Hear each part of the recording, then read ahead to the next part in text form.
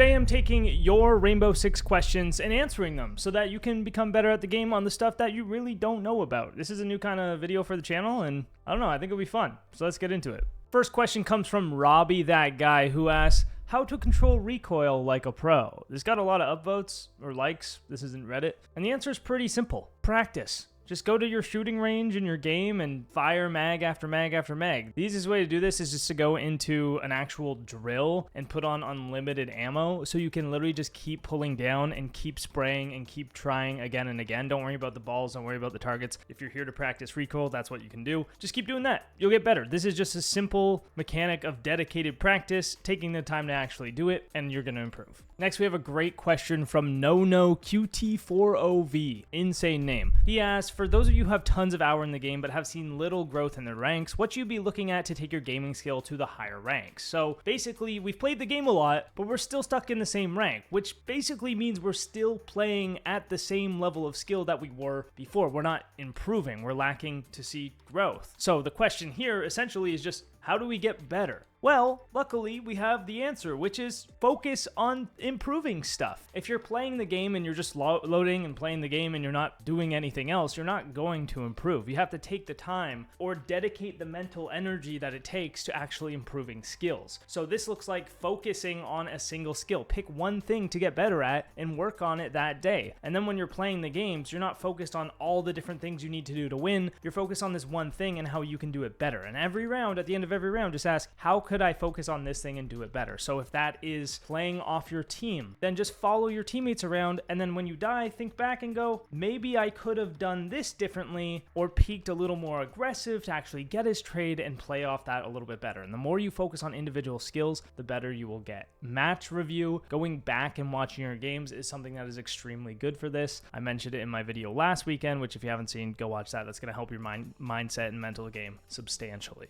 Great question.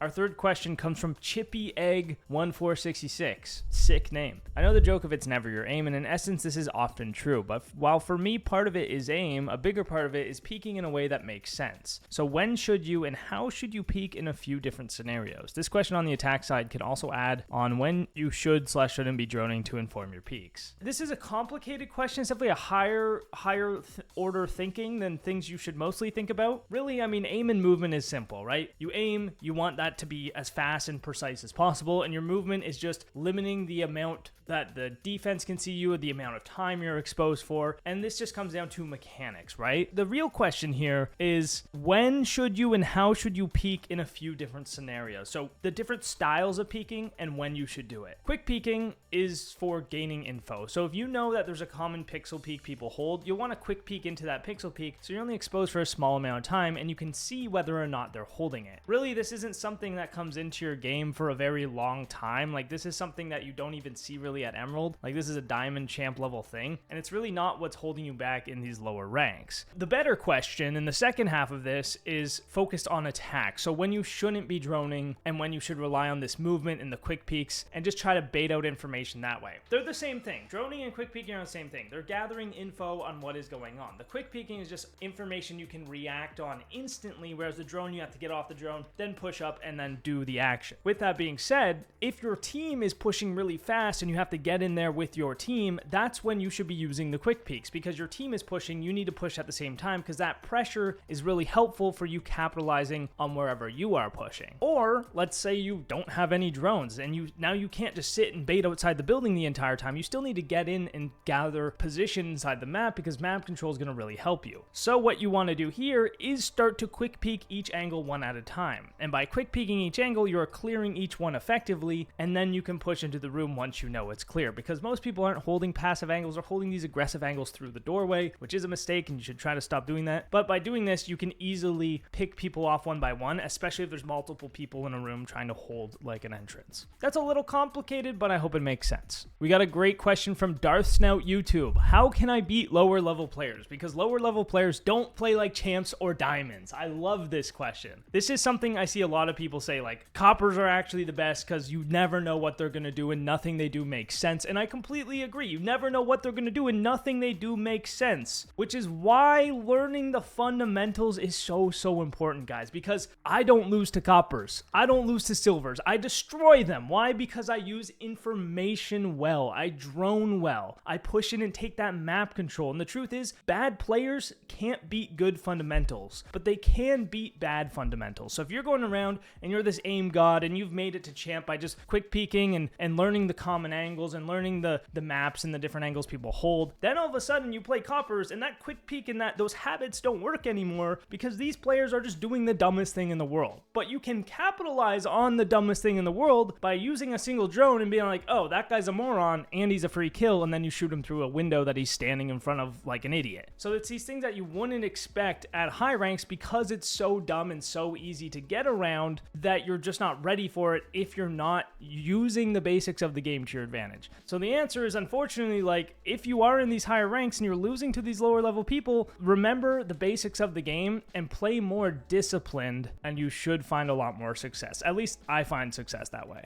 Our next question comes from Iafin, I think. Where's the line between useful information that you should communicate to your teammates and information that just clutters comms? This is a fantastic question because a lot of people, when they're using their mics, they will literally say everything they see, but that's not always good. So this is recognizing that it's not always good. It's just not sure how to actually deal with it. And that's why I'm here answering your questions so that I can help you with this stuff. So firstly, when you are droning someone in, the most important information is what's clear and what you don't know. So let's say I'm droning my teammate into the building and he's following in behind my drone. Very effective strategy, super good when you duo queue or if you have a 5-stack or whatever. So what I need to tell him is I am droning this. That way he is aware of what I am actively getting information on and he can focus at looking on the stuff that I'm not droning. So let's say we're going in the west side of Oregon and I'm droning the Showers Hall. I will drive my drone in. Let's say I had it pre-placed in the top of tower so I know top tower is clear. My comms would sound like tower's clear, you can enter, watch your dining door, because he's gonna be looking at the dining door and I'm gonna be droning up the Showers Hall. So as he's entering, he's looking at the only possible target of death, the only spot he can die from. And then I would say, I'm droning your Showers Hall, careful your dining, right? So he's still watching that. He knows Showers Hall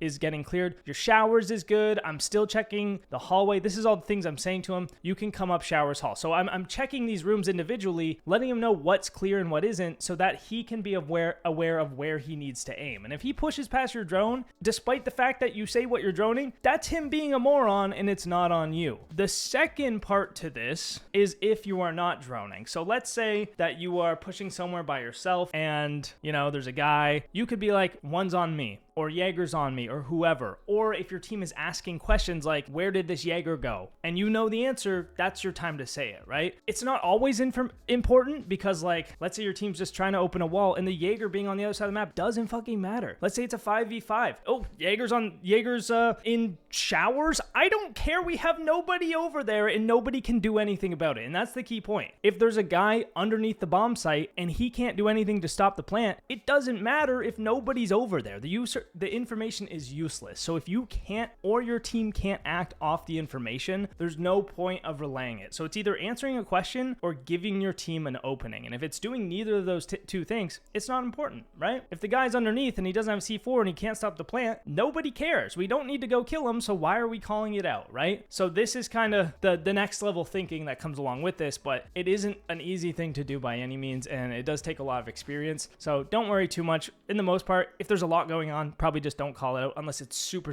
important and someone's gonna die because of it. Next we have Malcolm Douglas coming in with the question of doorway standoffs, who sees who at different distances and window repels. Also, how to open barricade doors and windows safely. Both great questions. I mean, he said them as statements, but they are questions. The first is perspective. So this is this is actually something that took me a really long time to learn. I played comp for the longest time. The first time I learned this was in a pro league tryout and I was like, oh.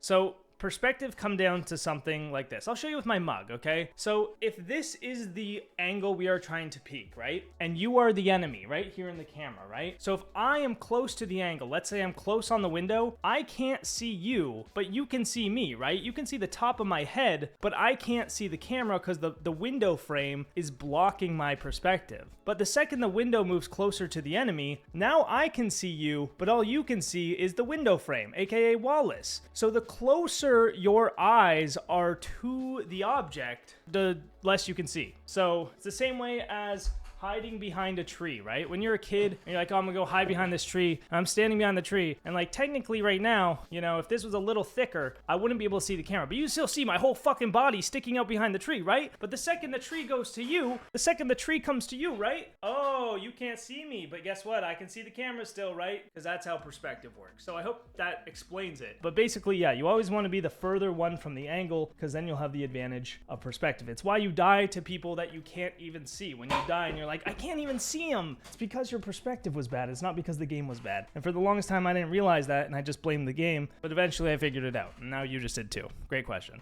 Oh yeah, in the second half, how to open barricade doors and windows safely. There's two options. You can either melee it down. So what I like to do is kind of punch it once, drone the other side so I know it's clear and I'm not going to get a guy running out on me as I punch it. Then I know it's clear and I can punch it down all the way. Or you can shoot it down from a distance and hide in cover to reload and then aim at it again in case someone is playing aggressively. You can also, on a window, if you're rappelled down, you can shoot up and just like you're down underneath, so you open it and they can't see you, and then you can reload and then you can be ready for a fight afterwards. It seems simple to someone that's played the game a lot, right? But as a newer player, it's a great question. The other biggest thing is if you're opening a barricade and on the other side there is a wall adjacent, try to open it from the opposite side of that wall. So like main door Oregon, if you are trying to open that, you'll want to open it from the right side because there's a classroom wall there, and in order to peek you, they have to swing the door completely. Whereas if you open from the other side, if there's a guy on main, he can shoot back at you and kill you. So just be aware of that when you're opening them. What's on the other side? That's a great question to ask. Next question, how to properly cover sound cues. This is kind of like the perspective one.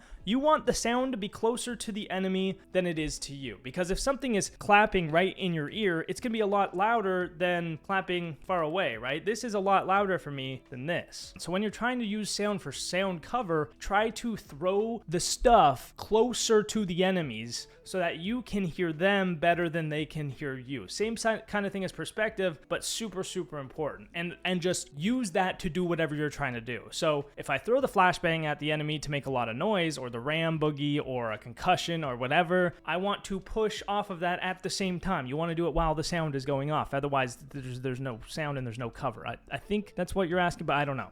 I hope I answered your question. Our next question comes from JB0212, and this is going to be a long one, but a very important one. When to be passive versus aggressive. Flank timing, timing over the round in general on defense or attack, depending on your role. This one's packed. I'm going to try to break it down into a few sections. So the first is when to be passive versus when to be aggressive. Now, this comes down to two things. The first is how many people are alive, and the second is time left. So firstly, on defense, if you have more people alive than the other team, you should probably play passive. However, let's say it's a 5v3, okay? And you are the one guy, or two of your teammates are playing passive. You're playing passive because you have man advantage, and your other teammates thinking the same thing. So you're both playing passive, but the other three people on your team are running at the enemies, okay? Let's say the three people on the enemy team are also dumb and they're playing passive. They're baiting for kills because they need kills back to even out the count. Now you're in a 3v3, and instead of getting trades with those aggressive players, they're just going to die to the baiters and not trade each other. But if you're there playing aggressive with them, you might be able to get the trade and keep the man advantage. So this is a very complicated question. It's very complicated to understand. I would say in general, you want to play to the same pace as your team. And if half are playing aggressive and half are playing passive, it's better to play with the aggressive players because they will die before the passive players most of the time. And if all your aggressive players die, then you can play passive with your passive teammates. I know it's a lot of responsibility, but it's how to get the most out of your game. In terms of flank timing and timing over the round in general, this is also pretty difficult. Flanking is going going to be really good when you know a lot of people are distracted. So let's say you know your teammates are in gunfights on the site and you can hear Buck and Ram bucking above or fusing or whatever. Now that's like 1, 2, 3, maybe 4 people who are currently occupied, right?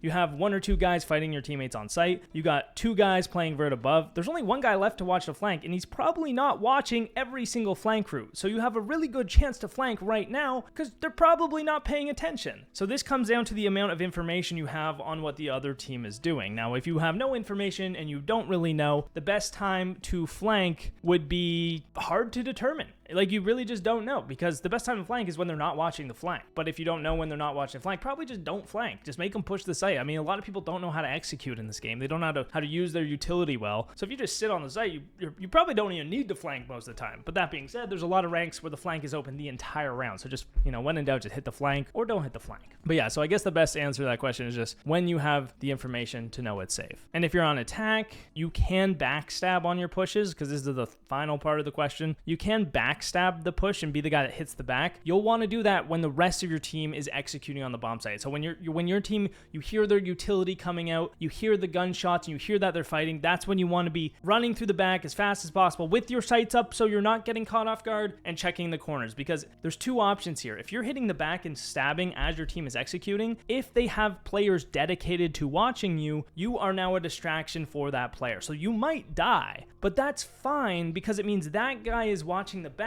and not stopping your team's push on the other side. And if he is stopping the team's push, so that guy's not there and he's trying to hold off your main team push with the rest of his teammates, so they're kind of having this war here, that's when you come in the back and now you're just shooting them all in the back. So just commit to the backstab on attack if you do it at the right timing. Does that make sense? I don't know.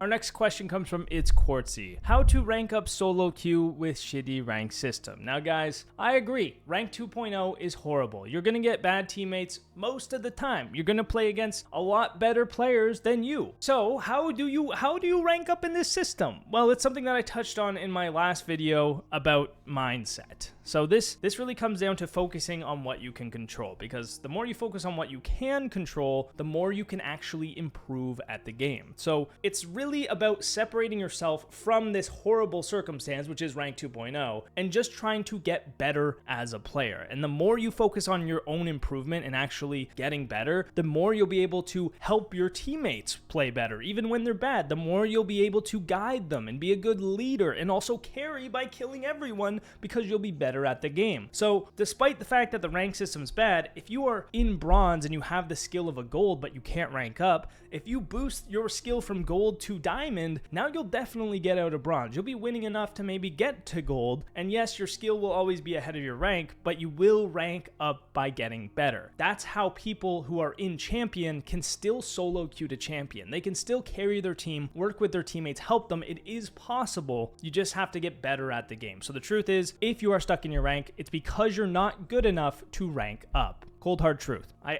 highly recommend going and watching that video. Before I go into our final question, I do want you guys to put your questions in the comments below if you want to see another video like this. I think it's something that could really help a lot of people out. Let me know if this was useful or not, because I don't know. I need your guys' perspective on this. It might be too basic of a video. Who knows? But if you are interested in more, just drop a question underneath this video and I'll go look at those for a future video. Now, our last question comes from Creepy7650. How do I drone effectively? And this is a great question, because a lot of people are over droning, under droning, or just don't know how to drone. It's one of the strongest skills in the game for getting better, but it's also one of the most difficult skills to do well. To drone effectively, it really comes down to 1, clearing everything. So checking all the corners, all the hiding spots, really knowing that that room is safe. And then 2, actually taking the space. So a lot of people will drone a room, be like, yeah, that's clear, and then move on to the next room and the next room and the next room, not realizing that by the time you get 4 rooms down, the person could have traveled into this room from another way, because your drone went this way and they came from this way, and now they're back in the first room you cleared. So it's very important to take that space after droning the first room before moving on to droning the next room. And it's something I talk about in my 1 skill that pros use to instantly win more gunfights, which is a fantastic video that I would highly recommend that you can go watch right now. So click it right here on the screen and you can go watch it. And over here is just whatever. I don't know. That's me farting and shitting or something. I don't know. We'll see you on the next one. Hope this helped. Peace out.